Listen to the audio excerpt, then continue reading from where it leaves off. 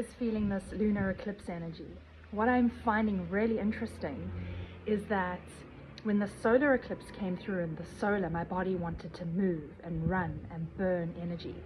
And now that the lunar is coming up, my body needs to sit in awareness.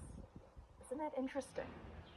That the lunar principle, the mother principle, is actually sitting in zazen meditation.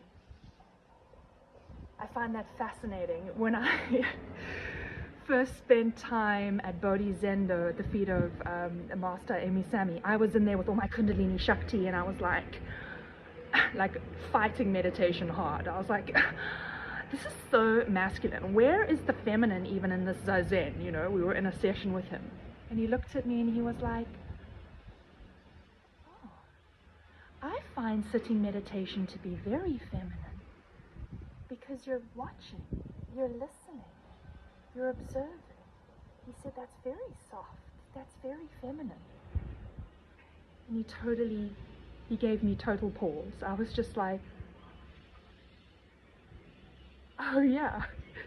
And then later I came to realize, if you see the images of Shiva Shakti, right, the merge of mother-father principle, the right side, which is the masculine side of the body, is Shakti, the feminine, and she's red in her clothing. And the left side, which is the feminine side of the body, is actually Shiva, the father, and his body is painted blue.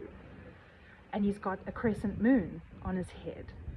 So isn't it fascinating how much the mother-father principles in the self are woven together, and that Shiva, the left side, and sitting in awareness, is actually lunar. That's mother.